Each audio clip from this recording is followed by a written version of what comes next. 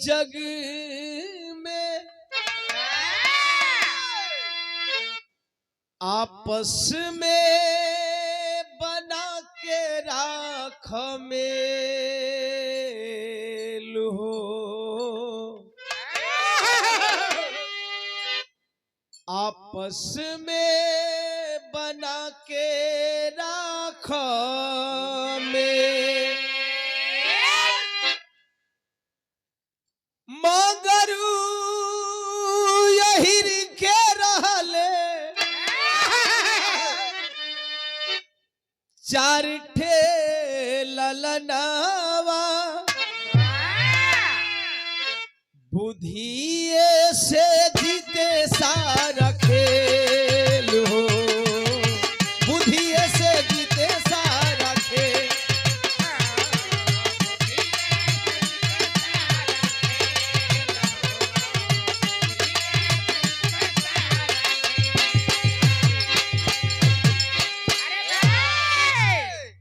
श्राद्ध कर्म भइल, दीवाना खाली ना रहला, 12 के बदले 11 डेट हो गई। ई माई के प्रति प्यार बा, माई के प्रति लगाव बा, दादी के प्रति प्यार बा, दादी के प्रति लगाव बा। आजकल तो माइये बाबू के बनावल खेत, माइये बाबू के बनावल टोपरा, माइये बाबू के बनावल जमीन, घर द्वार, गाड़ी, सब कुछ बा। वही माई बाबू का बनावल टोपरा से अगर 4 भाई हो गए बिहारी भैया, बिटिया हो गई, बेच के बिटिया का दहेज दिया जाए। लेकिन माई बाबू का मरला के बाद 4 भाई बहन माई बाबू का माटी नहीं खे दियल, तब ले पूछे कि बताओ तू कितना लगेब, तू लगेब तब तोहार हित ना तो। अच्छा तोहार तो अगर तू ना लगेब तो ई बतावा कि तू ना लगेब तो फिर माई को माटी छुए मत। वो बेचारा भले न रोड पर भीख मांगत हो। आइए, ये विरह इसी पे आधारित है। पात्र का नाम, परिवार के मुखिया का नाम मंगरू अहिर। अच्छा कूरी चलता हमरे समाज, बांटने वालों ने बड़ी तरीका से बांटा। चूतिए तुम लोग कहीं एक जगह नहीं रह सकते हो। चमार पासी से लड़ोगे, पासी पासवान से लड़ेगा, अहिर में किसनौद ग्वाल डणहोर में लड़ोगे, प्रधानी दूसरे घरे जाई। बड़ी तरीके से बांटा गया। सबसे पहले वर्ण व्यवस्था में बांटा गया। लोगों को लगा कि वर्ण व्यवस्था के नाम पे ही जानकार हो जाएंगे, और मैं जितना बताता हूं अगर वर्ण होता तो अब तक लोग एक मंच पे, लेकिन जाति एक के ऊपर एक, एक के ऊपर एक, एक के ऊपर एक, एक के ऊपर एक, ओकरों में कूरी, ओकरों में हम तो कबो कबो समझाई लगी जे पंडित जी लोग के माना था, पंडित जी लोग से तो सीखे के चाहिए। बात रिकॉर्ड कर लिया, बात डाल दिया। जे पंडित जी लोग के माना था वो के माने के चाहिए, पंडित जी लोग ले सीखे के चाहिए। पंडित जी लोग कुरी बदल के बियाह करें। मिश्रा जी पाठक में पाठक जी, त्रिवेदी में त्रिवेदी जी, पंडित जी तिवारी में तिवारी जी, चौबे जी में चौबे जी, दूबे में। और कुरी बदल कर बियाह करने से पहले तो जनसंख्या बढ़ जाए। अगर तोहरी बिरादरी में 7 कुरी, पासी पासवान चमार धोबी खटी और कुल, तो माने 7 को एक जगह हो गया। वो मिश्रा जी चौबे जी कुल जानी एक जानी के जोड़ के एक जानी के हित रहल कि ना।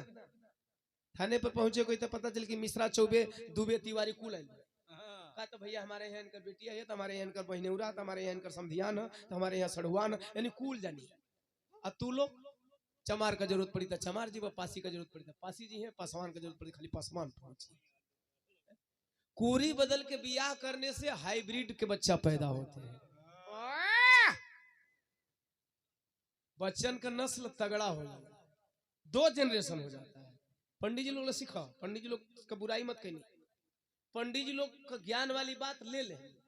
ये लोग कहते हैं कि कुरी बदल के बियाह करो, हमारा समाज आवत नहीं, मिशनो कह दे, अब वो तनवे कहे समझिए रखिल बा। हमार समाज एगो बात बताओ तनी कि ये पूरा बहुजन समाज अर्थात SC ST OBC पंडित जी का बात माना था। एगो पंडित जी बहुत पहले में हम हालांकि बिरहा में लिखले रही कि जाति ना होला, तो हमें लगत रहे कि गलती लिख ले का, लेकिन हम गलती हमके लगत रहे, लेकिन गलती लिखले ना रहे। एक पंडित जी आए, उस पंडित जी का नाम पता है, RSS के प्रमुख है मोहन भागवत। उन्होंने कहा ब्राह्मणों ने जाति बनाई है, भगवान नहीं बनाई है, अब तो लोगों को मान लेना चाहिए। लॉकडाउन से पहले पंडित के पतरा फेल गई तो लोग के लगा था कि पंडित के पतरा सही बा। राहुल भाई बोले भैया आपके याद आ गई भी रहा तो के तारीख कर देते 12 दिन। तो ये है बदलना चाहिए, परिवर्तन होना चाहिए। सवाल ये है कि मंगरू अही रही पर हम जात का बात करते हैं, हम जात का बात बतिया लेना, जात का बात जोड़े खातिर बतिया होते हैं, तोड़े खातिर नहीं। मंगरू अहिर, कहीं यादव जी लोग को यादव जी लोग लिखा जाता है, कहीं चौधरी लोग लिखे लो टाइटल चौधरी, कहीं अहिर लोग लिखे, कहीं प्रसाद लिखे, देख लालू प्रसाद यादव। तो मंगरू अहिर का 4 लड़का, मंगरू अहिर बहुत नेक इंसान रहलन, बहुत बढ़िया पंचायत करे वाला रहलन, पंच रहलन, मानल जानल इलाका का पंचायत करे। और जहां पंचायत कर वहां झगड़ा ना होखे। आजकल का सारे पंचों और सातल हो गए बड़ा सब, जहरे दारू मिला तो हरे फैसला दे रही सब, साझे पीला दारू तोहरा वरी फैसला, सवेरे अगर हर मिर्गा मिल गई तो हर फैसला, ऊंट पीला देख के बैठा थे। हाँ, बहुत ईमानदार थे, इनका फरियाया हुआ फैसला कभी लड़ाई के कगार पे नहीं गया। अचानक चौथा पन आ गई, मरे के तो सबके बाद तुम मरब हम मरब, सब कोई मरी। 4 दिन की जिंदगी है, 4 दिन की जिंदगी में कुछ करके जाओ ताकि लोग कम से कम जिला में न जाने। तो गांव में मरला के बाद लोग कंधा पर रखे अर्थी तो कहे कि अरे फलाना मर गया बहन, मरे के ना चाहत रहे, नहीं न कहा कि देत हम कहो तो साला खा खा के मोटा गया, बड़ी भारी गया, मर गया, ठीक भइला। ऐसा कितने घरी आवे ना कंधा पर। राजेंद्र चौथा पनाइल कहना, मरे से पहले पता नहीं कोई हमारा लड़कन का झगड़ा फरियाई कि नहीं, हम ही फरिया दे। बंटवारा करे, बंटवारा करे खातिर चारू भाई के बोले ना तरज लगे।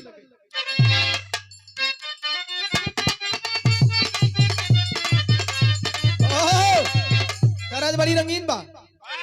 अरे चले लूटा हरिया नदी बीच नैया हिलोर मारे,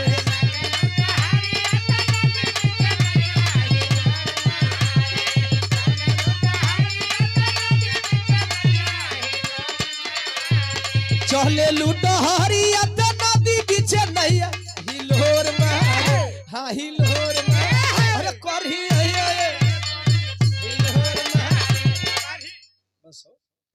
लटका झटका बहुत पहले का कह के छोड़ देले बानी। ई तरज रह नमूना बता विराग भाव। मंगरू कहल आइल बा बुढ़ापा, अरे भइल जर जर शरीरिया बचाइले बजा, ए लाल कुल के पगरिया बचाइले बजा। बड़का गलत बाबू तू कौना चिंता में पड़ गइल। खटिया पर ऊपर बैठल हो, चारू बचवन में अदब इतना है कि चरपाई के नीचे चारू पावा पकड़ के चारू बेटा बैठल हो। कलसन बेटा रे मंगरू अहिर कहल कि बेटवा रे तुनहन का बंटवारा करे खातिर बोले ले, कहे बाबू बांट इधर ई तो बढ़िया कि जीते जीते बांट दे। आजकल बहुत लइका हुआ बाबू मुआ चाहना मुआ कहे पहले बंटवारा कर, तू भले अपन हिस्सा अलग लगाए, जेकरा में रही है ऐसा चल रहा है। मंगरू अहिर एह बदे नहीं बांटत हो, उनके डर है कि हमरा मरला के बाद बटा पता नहीं इन्हन के बढ़िया से कोई बांटी की नहीं। आखिरकार बांटे लो ना। पहला बेटवा के कहल कि देख जितना गांव में खेत बा कुल तोड़, कलश ठीक बा। दूसरा के कहल कि जितना गांव में बारी बगीचा बा कुल तोड़। तीसरा के कहल कि गांव में जितना घर दुआर कच्चा पक्का मड़ई मकान बा कुल तोड़। चौथा कलश जब कुल बांटी दिला तो हमके कह दिया निबुआ तो दूसरा का हिस्सा में ना बारिया बगीचवा में होले ये कर दिमाग मोबाइल में बा। ये तना कह के तीसरा 3 गो के मार देला, चौथा इधर उदास बैठल हो, ये तना कह के समझावे लगल। कहला यारे मुअलो के बाद मेल रखी ह जलाल हो, अहिसा खातिर करी ह जकबो ना बवाल हो।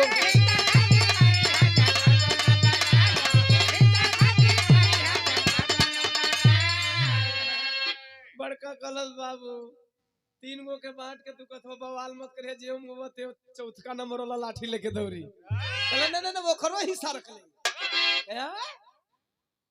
कुल बाटे वाला तो बाटी दहला। कहे छोटका भाई के दे दिया जा तिजोरिया बचा लिया जा, अब बचा लिया जा।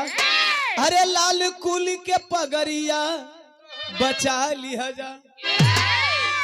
अब वहीं तक जब हिस्सा लेके उफना थमस, अब उन्होंने का नीचे से उफने लगे कि अरे बाबू तो मेन थतिया छोटका के दे देना रे, चबिया थमा देला, चबिया थमा देला।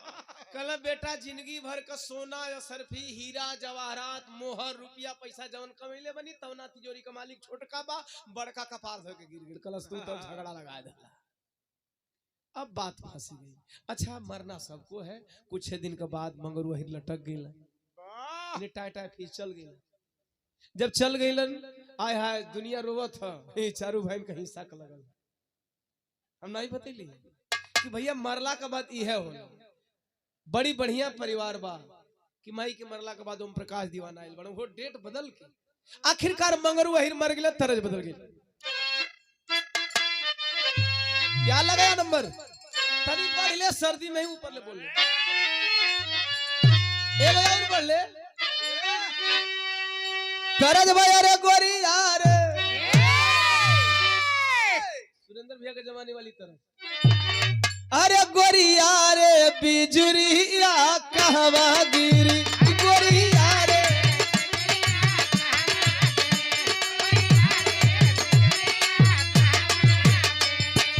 अरे रस भरी अरे हई गगरिया कहवा गिर गुर। अरे हाँ भैया बात बात पे हंसी आ जाला। ई दतवा पीस के गोइया जाना की बड़ी कलाकारी कर, क्लासिकल करला, क्लासिकल करला। दतवा पीस के संगीत से हमारे जुड़ल भाई वाला सहगल भाई संगीत का क्लास करे चल जाएगा, जे वही शब्द ना निकला तो गुरुआ चार थप्पड़ मारे। कैसी सीधा बोल क्या नाक में ई दतवा पिसल के बिरहवा में कहला क्लासिकल करत है, वैसे तो दाएं बाएं में हम कर देते कहीं ना का कि अरे गोरिया रे कि हई रस भरी अरे गगरिया कहवा गिर गुर। अरे गोरिया रे कि गोरिया रे बिजुरिया कहवा गिर, गोरिया रे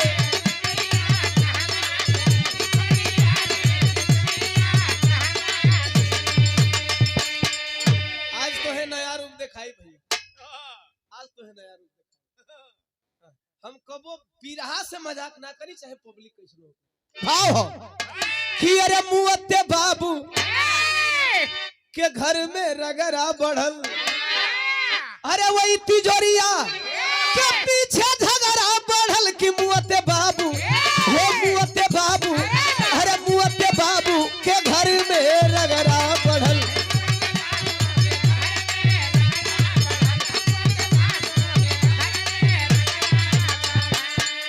चारू भाई गोदी निकाल हलन, कल करे दुनिया का झगड़ा फरियवले हुआ, घर ही झगड़ा लगा धलन। तो हरी बड़का गला सुनो सर, सुनो सर औजियासन मत। बड़ भाई पिता के मरने के बाद पिता समान हो जाता है। और एक निवेदन करूंगा कम से कम लसिया उठाए के हो जाएगा दफनाया वसन। एक करीब बात तुलहन का लड़ाई कैलिया सन, गैलो सन गाड़ के लाश चलना सन, चारू अपन गोजी तलो सन, बड़का कलो समय एक बात और मानना सन। यहाँ फैसला न हो, तेरे ही भले 13 दिन बाद कल जी, चाहे 15 दिन बाद भंडारा कर ली, चाहे 21 दिन बाद कल जाई, लेकिन एक बात का फैसला हो जी तब बाबू का तेरे ही। ऐसन कई घर में होला, ऐसन कई घर में होला। आखिर चारू भाई से बड़का भाई कहत का कहे, अरे राजा वीर सिंह के मानल जाई बतिया। राजा वीर सिंह के दरबार में फैसला हुई, आदि हाज के ले उती जोरी वाली थपिया।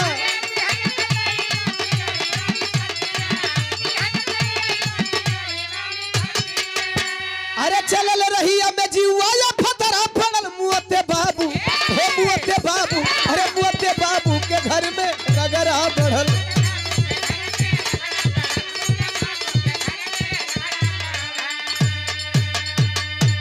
चारों चल दिए, राजा के दरबार और गांव के बीच में एक भयंकर जंगल पड़ता था। जंगल के रास्ते से जा रहे चारों भाई। आजकल का जंगल में लिखल रहता था खतरनाक, पशुओं से सावधान। वाह पहले कहाँ कुछ लिखा है, पहले रोडवा पर किलोमीटर न लौके को बहुत बहुत रोडवा पर। आजकल तो रोजे रंग पेंट पॉलिश हो जाता, एक दिन खरोच दो तो दूसरे के दिन लिखा जाता। वाह अचानक चले हैं रास्ते से, जंगल के रास्ते से गुजरा था बड़का भैया, कुछ दूर गइलस तो कहलस भाई रे जंगलवा में कुछ लिखल बा। जौना वाह टाइम बिल्कुल बोर्ड साइन बोर्ड का जमाना ना, वो टाइम जंगल में कुछ लिखल पढ़लस। का लिखल हो पढ़त, छोटका कहलस मत पढ़ा मर्दवा, पढ़बा तो तू बवंडर फैली गो। वाह हमने चल दिया फैसला करावे, तू झूठो का झगड़ा फनबा। कह नहीं हम पढ़ ले तब। अच्छा कम पढ़ल लिखल का बहुत ज्यादा घमंड बा, जेकर साला संगीत का जिंदगी ज्ञान नहीं हो के क्लासिकल करे का ज्यादा अंदाज बा। वाह जेके 300 में अंतर नहीं के समझ में आवा, तू क्लासिकल करे चल देता। वाह सुल्तान भाई 300 के कह दा कि बेटा 300 शब्द के 100 के तनी अलग अलग बोल के दिखा दसन, तो 300 सवे कही उहो क्लासिकल करब हो। तो जेकर कम अंदाज रहेला, जेके कम जानकारी ला, ओकर अजल गगरी बड़का कहता पढ़ब, छोटका क्लास नहीं मनबा तो पढ़, तरज बदल।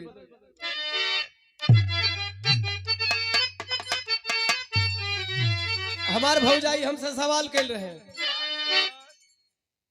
कि कौन चीज दुनिया में धरती से भारी, अरे तो हमारा के देब बताइए देवरू, हमारा के देब। हम भौजी ले कहीं सुन, पढ़ल लिखल नहीं, अब बियाह करे के चुकवासल नहीं, तो सवाल का जवाब तो बता ही दे। बताओ। अरे पाप बाटे दुनिया में धरती से भारी, अरे पाप बाटे दुनिया में धरती से भारी, तो जई हजनिए में लपटाइए भौजी, जई हजनिए में।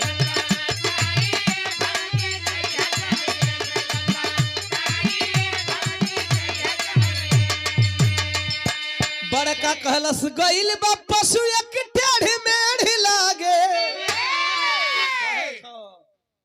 कहा एक पशु टेढ़ मेढ़ गया है। दूसर का कहलस मर्दे कहीं अधूरा ज्ञान लेके मत पढ़ल कहीं, तू काहे आधा तिया पढ़त ला, जब पढ़ता तो पूरा पढ़ता। कहे का तू जानत रे, कहे हां तू आधा पढ़त लेके रंगवा कहता हम जानत। कहलस तू पढ़ दे तो पहिलका कहत ह कि गइल बा पशु एक टेढ़ मेढ़ लागे। पहिलका कलश की पशु, पहिलका कलश की पशु एक टेढ़ा मेढ़ा गया है, तो दूसर का कलश की संगवा में नहीं खेमा वार है भैया, संगवा में।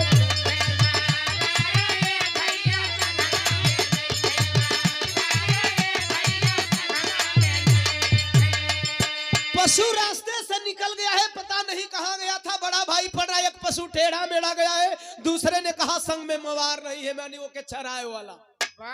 तीसरा कलश तू हो अधूरा पढ़ले वाले, भाई हम जानत नहीं कि पूरा काबा। तीसरा कहे, अरे तीसरा कहेला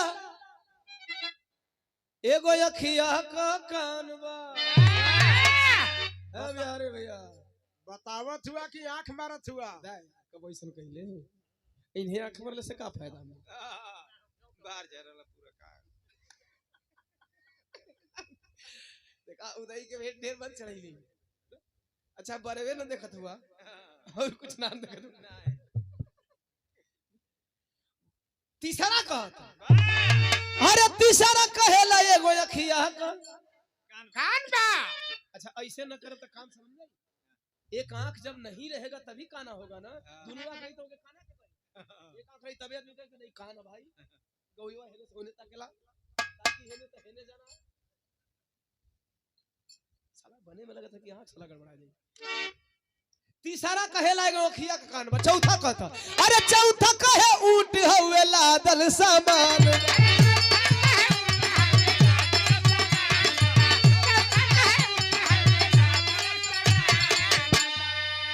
इहे चारू आपस में बतियावत हो सन, ऊंट कहीं और गइल बा, ई चारू पढ़त हो सन। अब समझ लो कि कैसे पढ़त हो सन, पहले का पढ़ाई कर रहल। ऊंटवा वाला खो जाता, सुन लेलस कि जवन चोरवा हो सन तो नहरे हो सन। हमार ऊंटवा का पूरा हुलिया बतावत हो सन। लाठी लेके आयल गोजी कलश करे सारे खानदानी चोर। अबे वहां से वाली कौन बात है भाई? ऊटवा वाला कहा था, हम थोड़ी कहा था। अरे कहवा बबूठी यदि लोग ना बताइब, अरे कहवा बबूठी यदि लोग ना बताइब तो सबके कराई गिरफ्तारी है बाबू, सबके कराई।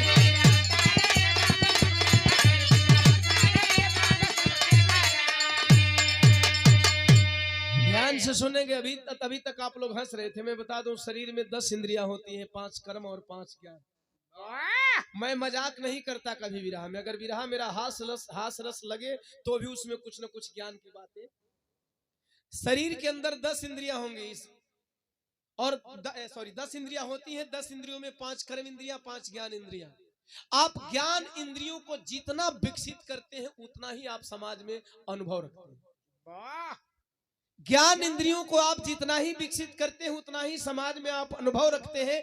पहले ने अपने इंद्रियों के आधार पे, चूंकि आंख से देख रहा था, देखा कि कोई पशु गया है, और पशु गया है तो टेढ़ा मेढ़ा क्यों गया है, ये जेन्युइन बात है। आप लोग भी जानते हैं कि अगर पशु टेढ़ा मेढ़ा चला रहेगा तो उसके पैरों का निशान टेढ़ा मेढ़ा रहेगा। पैरों के टेढ़े मेढ़े वाले निशान से पहले ने जान गया कि पशु गया है, टेढ़ा मेढ़ा गया है। दूसरे ने कहा पशु गया है लेकिन उसके पीछे उसका चरवाहा नहीं गया है। क्यों नहीं गया है? कैसे जान गया चरवाहा नहीं गया? ऊंट तो बहुत पहले का निकल चुका था।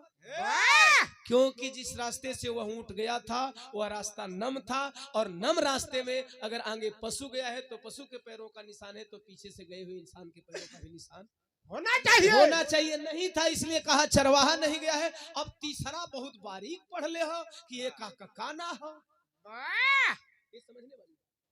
तीसरा बड़ी बारीक पढ़ ले, एक का काना का है। पशु का आंख दो साइड में होला।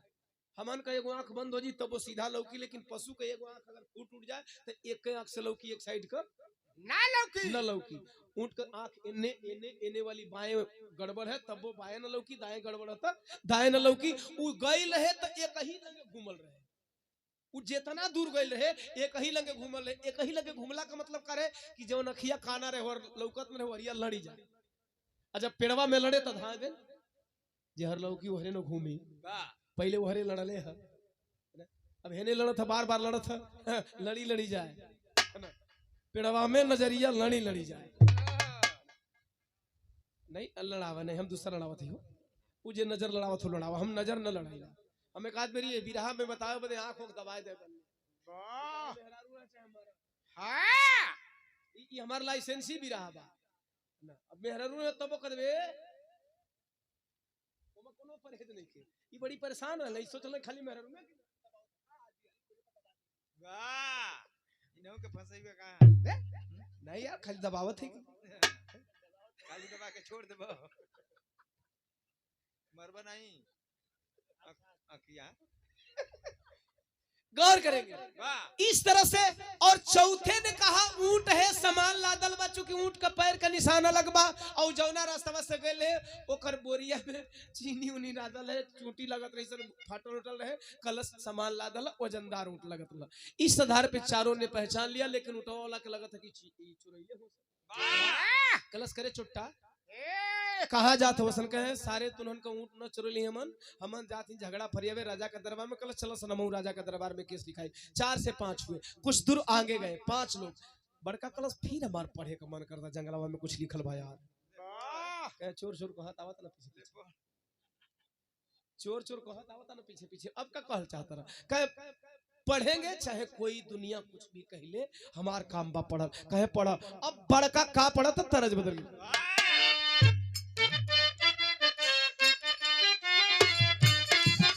तरज लग गई। अरे ऐसे निरख जन मखना रे, गोरा बदन अंगूरी, छोरा छी छोरा तू लगता है, रखना हमसे दूरी, छोरा छी छोरा। एक आगे वाली लाइन बड़ी डेंजरस बात। काजन किसका बेटा हूँ, क्या क्या करता हूँ, माफी चाहता हूँ, ऐसी गीत नहीं होनी चाहिए। आजकल कुल गवैया चमरान हिरान दुष्धान पासवान में परेशान बाड़े। मरने वाला गजन कह के रख देले हूँ। आप डीजे जब शुरू हुआ था, मुझे उम्मीद है भैया कि डीजे लगभग स्टार्ट हुआ था, मैं मार्केट में हिट नहीं था तब। ध्यान है मुझे कि जब डीजे नया आयल तो सुल्तान भाई 1 बजे द्वार पूजा लगे जाके हम सुती ना। हाँ दिल्ली गैंगरेप से पहले उस टाइम मैडम का फोन हम कहीं सूझ जाओ पता नहीं कब ले द्वार पूजा लगी तो हम हिट नहीं होते। दिल्ली गैंगरेप भी उस टाइम मेरा नहीं आया था। वो टाइम द्वार पूजा लगे तो ई न लगे कि करी द्वार पर द्वार पूजा लगे। वाह आज 5 किलोमीटर पहले ही से आदमी जान जानता ना कि चमटोली में द्वार पूजा लगा। 5 किलोमीटर दूर ही से समझ जाता ना आदमी द्वार पूजा यादव जी का लगल बा। द्वार पूजा तक तो चल निक हैसन मंच पर कुल बाई जी लोग नाचता रही। बियाहे में बारात में न्योता दिया जाता है यादव जी के, चमार जी के, पासी जी के, पासवान जी के, बाबू साहब के, मिश्रा जी के, आप आकर के मेरे दरवाजे का शोभा बढ़ाएं। और नीचे ये नहीं लिखा जा रहा है कि यादव जी की बारात है तो केवल यादव जी झंडा गाड़ेंगे, आप लोग केवल मीठा पानी पी करके झंडा को बर्दाश्त करिएगा। चमार जी के बारात में ही नहीं लिखल कि आप आइएगा तो जय भीम जय भारत बोलिएगा और बारात का सेवा बढ़ाइएगा। पेपर ही नहीं लिखत कि अइबा तो जय भीम जय भारत बोलबो, पानियो पियोबा, पानी पियला के बाद फिर कहला कि चमार स्टार चमरान का झंडा गड़िए। शर्म आनी चाहिए। गैरों से मुझे कोई तकलीफ नहीं है, लेकिन हमारे महापुरुषों ने ऐसा सपना नहीं देखा। हमारे महापुरुषों ने ऐसा सपना नहीं देखा था। ये बहुजन समाज को एक करने वाली गीतें नहीं हो सकती है, नहीं चाहिए। मैंने भी एक गीत गाया था, हालांकि मैंने कभी कभी होली में मैं गा देता हूँ तो हर बिरादरी कोई किसी को झंडा डंडा नहीं गाड़ता है। भाई रंगना है सब लोग रंग लो मिलके, चाहे लड़की को रंगो चाहे लड़का को रंगो। एक गीत गईले रही अहिर बिना हुरवा चलत नहीं खे, माझी बिना मछली मरत नहीं खे। हर बिरादर का कार शैली मैंने लिखा था, मैंने झंडा नहीं गाड़ा था। ये ऐसा गीत बा, ऐसा गीत से हम ये गीत के ये बदल रखल मैंने ताकि हम समझा सके समाज को। जब जगहिया वाला तब बोले के मन नहीं तब लेके कहिए निकाल के कि किसी और राइटर की लिखी हुई गीत है, लेकिन हमको लगा कि इस गीत के माध्यम से मैं समाज को मैसेज दे सकता हूँ। ऐसी गीतों से आप लोग परहेज करें। माफी चाहता हूँ लोगों को बुरा लग जाए। एक भाई हमारे गाए हैं, करी हाथ जोड़ी दोनों भीम बाबा के नमस्ते। जय भीम का सम्मान कम था साथी, ये नमस्ते क्या होता है? नमस्ते जीवित व्यक्ति को किया जाता है। बाबा साहब दुनिया में नहीं है। बाबा साहब या तो अमर हैं, या तो आप अमर कह सकते हो या जय भीम कह सकते हो।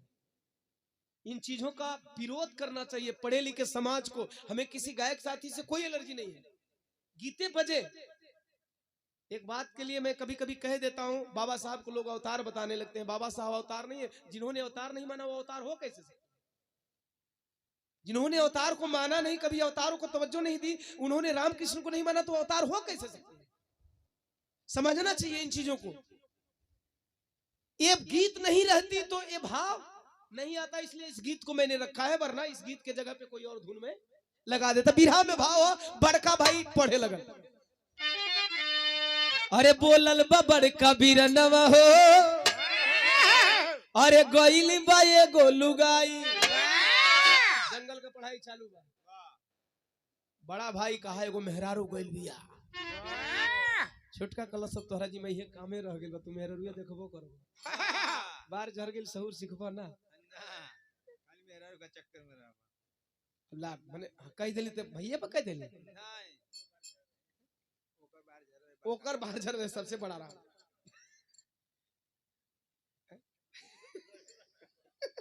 अरे त ई बड़ बड़े त ई 4 भाई वाला में ना, ई गवैया न हमें, हम 2 भाई नहीं जा। 4 भाई रहते तो बात हो जाए। बड़का बोला था मझिला दूसरा नंबर करस तो फिर आधा अधूरा पढ़ दला। अरे तो बोलल बदूजा बिरनवा हो, घर से भागल बकोहाई। पहला बोलस मेहरारू गइल बा, दूसरा बोलस घर से कोहा के भागल बा, तीसरा कहता बोले तीजा बिचारी पाऊ ओ कर बा भारी।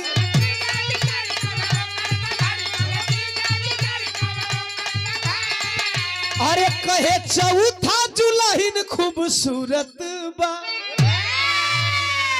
सही सही बतलाता हूँ, अरे मन के मोहे वाली मूरत बा।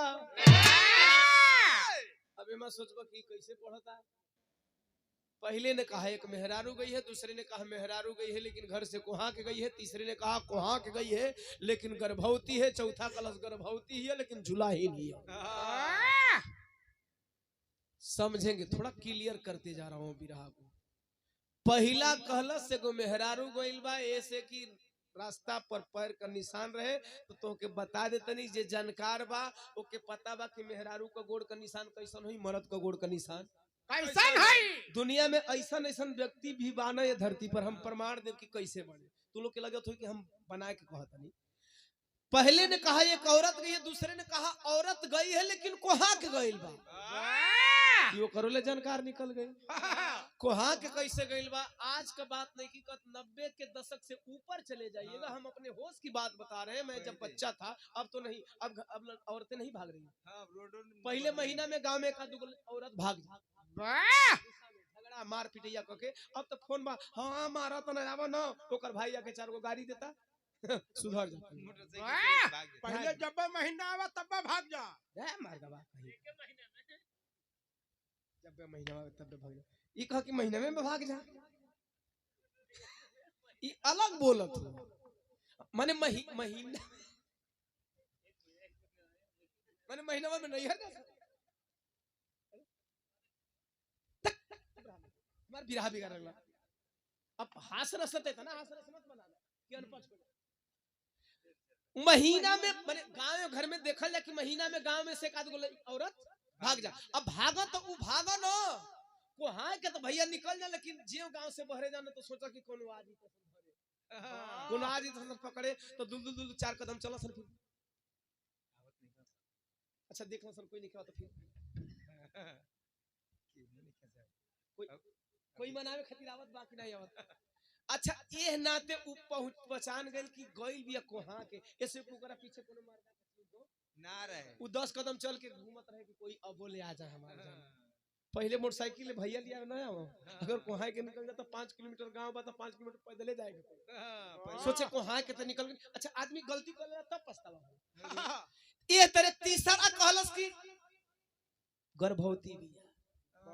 वो जहां बैठल रहे मेहरारू चले में आका पहले रोड ना रहे पैदल आदमी चल दूर खबरल है। जहां बैठल रहे तहां जब उठल तब हाथ लगा के उठल रहे। हाथ लगा के अरे जमीने पे हाथ रख के।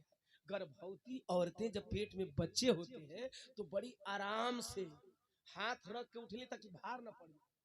तो वैसे जमीन पर हाथ लगा के उठले तो तीसरा जान गई गर्भवती है। चौथा ही नहुनों से चला खा कहला जुलाहीन ही है, बड़ी खूबसूरत ही है। मैं जातिगत बात नहीं करता, लेकिन धरती पे जब से जाति बनाई गई तब तक से अलग अलग जातियों का अलग अलग रहन सहन है। एगो बात बताओ तनी ईमानदारी से समझ लो। आज तो तनिका समय अभाव, अरे आज तो हाईटेक जमाना हो गई। आज तो फुहरों में है सेंट मारा तनी सब। पहले नीके जो रहसन तौने सेंट और लिपस्टिक पाउडर का शौकीन रहे। तो वो देखो एगो बात बताओ तनी, हमारा तोहरा में रियाज कम होके सेंट का, मुसलमान भाई लोगन में रियाज सेंट का बहुत ज्यादा। अमीर बारे बढ़िया इतर मरी है, तनी गरीब बारे तो ज्यादा बढ़िया ना लगी तो मजमुआ तो मार के निकल ली। उदय भैया तो पूछा कौन हो मजनुआ। वो माने मार के निकले तो सेंट से समझ गया कि ये जुलाहीन है। अच्छा जुलाहो खोजा था बगलिए में कलश मर्दे हमार मौगी का पूरा हुलिया ही बतावत हो। एकर मतलब ये छोड़ले हम सन उ भागल नहीं भगौले हम सन। पहुंचला जुलावा कलश करे हमारी मौगी के तुनहन भगले वसन, हमारी मौगी के तुनहन भगौले वसन। ऊँटवा वाला कलश, अरे हम तो जानते हैं कि साले चोरे हम सन, छीनरो हम सन। कुल का कुल छीनरा हुआ, चारू का चारू। कलश बड़का भाई सुना सन, होश में बोला सन, इल्जाम लगा सन, इतना संगीन इल्जाम मत लगाओ सन कि मिला जुला के 4 संहिता में अंदर जाए के पड़े। बड़का भाई कलश हमन चोर ना है जा, नहीं हमन का छीनरा है जा। हमहन तोर मेहरारू जैसे जैसे गले वैसे वैसे जान ले जा। उठा वाला कलश भैया ये तर न मनिया सन चल हम केस लिखावे चलते तू केस लिखावे चल। राजा वीर सिंह के दरबार में चार भाई दोनों पहुंचे और दोनों वो ऊंट वाला और जुलाहा पहुंचा। राजा के दरबार में जब पहुंचे केस लिखावल गई। एक बात कहते हैं चारों भाई, का कहलन मास्टर साहब? चारू कहला अरे झगड़वा त निपटाई राजा, अरे करबो न्याय सही ना बढ़ जाई रगरवा, झगड़वा त निपटाई राजा।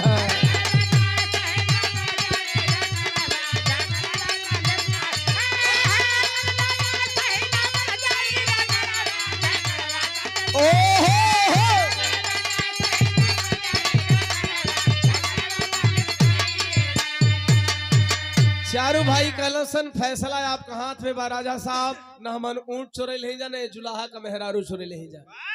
ए साहब हमन हालात के पढ़ी ल जा और हालात के पढ़ के अपने अनुभव के आधार पे इस सारा चीज बता दे ले जा। आई सुनी सब अनुभव होला। अनुभव होता क्या है जरा ध्यान से सुनिए।